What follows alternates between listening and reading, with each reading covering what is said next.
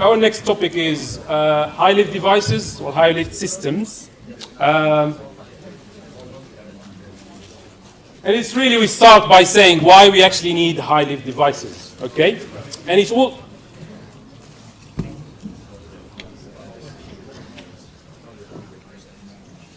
Hello? Okay, so we're talking about high-lift devices. We start by asking the question, why do we need high-lift devices in the first place? It all comes down to the fact that in takeoff and landing, aircraft must fly at low speeds. And those low speeds, although they are low, they must be higher than a very specific speed called the stalling speed, okay?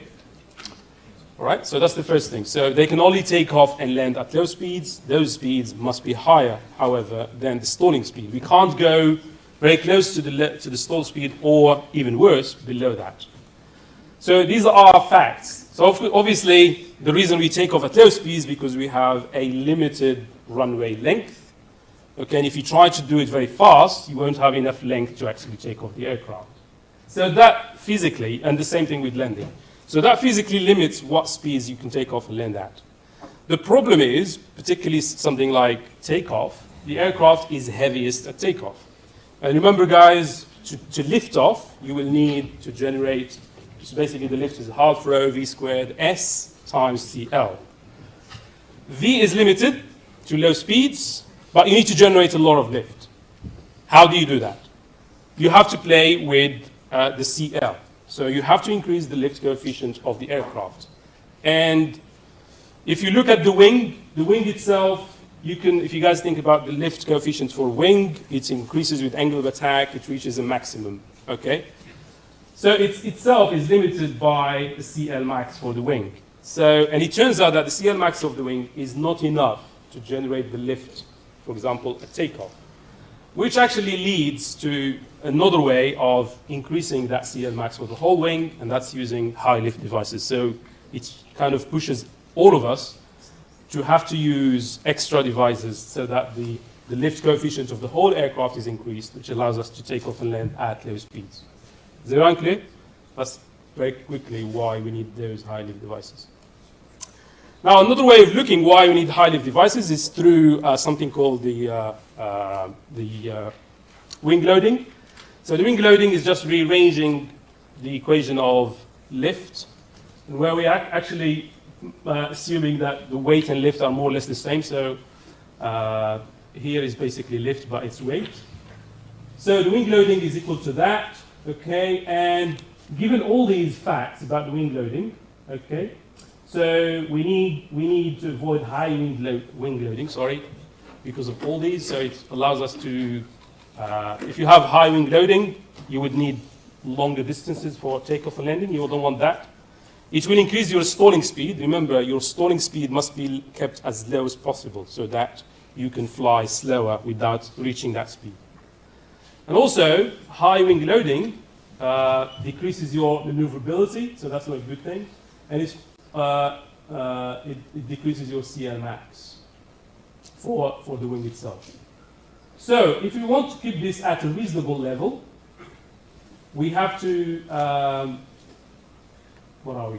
So we can see that if the lift coefficient can be increased. Okay, so again, if at takeoff and landing we want to keep the wing loading at a reasonable level, that limits our speed, and the only way to keep that at a reasonable level is to change the CL. And it's the same story. We don't have enough CL from the wing itself. We have to use high lift devices. So it's kind of slightly different view.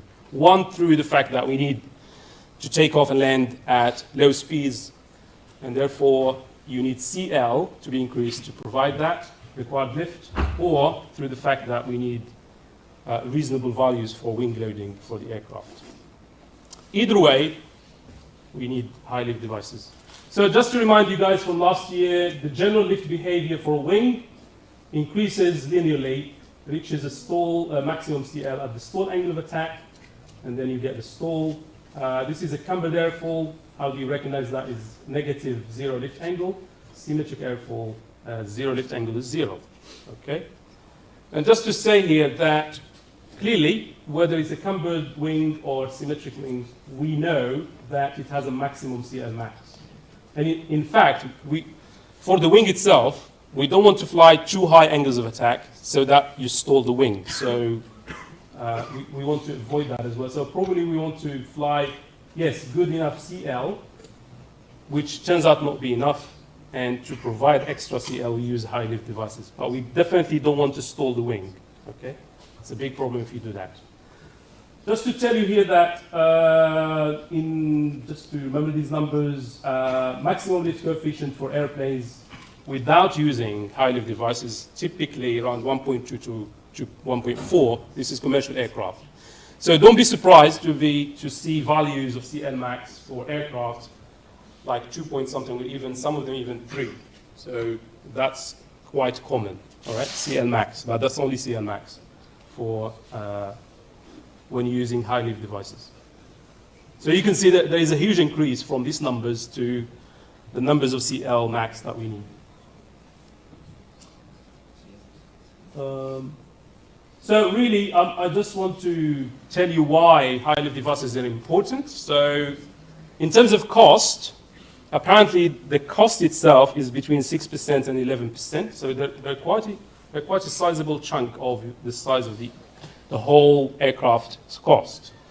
We need them. We can't live without them. But they are costly, as you guys can see. And of course, the cost will go up as more the complex the system itself becomes. Number 2, just to show you how important, this is kind of a more positive outlook on the high lift devices, is if you are able to increase the maximum lift coefficient just by 1%, it actually means you are able to add 22 passengers. Imagine how much profit that turns into, but that's actually what it means, just by increasing the CL max by 1%. So clearly shows you, although there are obviously cost burden, they're obviously, hopefully, because you can transport more people and more payload, then over the life of the aircraft, you actually recover that cost. So I'll just finish on this slide just by saying, so next week what we're going to talk about 2 types of high lift devices, and in general, they can be split up in two parts. First one, they can be leading edge or they can be trailing edge, okay? And we will see that doesn't matter how the design of leading edge to trailing edge, they all try to do the same thing, i.e. to increase the lift coefficient of your aircraft, or CL max, right? Doesn't matter how different or complicated, they all try the same thing. And we will see towards the end, actually, in general, the aircraft actually use a combination of leading edge devices with trailing edge devices to do exactly that. And of course, at the end of the day, if you guys can think about it, it becomes a kind of a compromised choice of the type of leading edge and trailing edge devices that do your job with the minimum of kind of negative effects on your design. But this is what we will look at next week. So we will talk about leading edge devices, type of leading edge devices. We talk about trailing edge devices and how they work slightly differently, different way, but trying to achieve the same thing. And hopefully we have an interesting discussion on that. So with that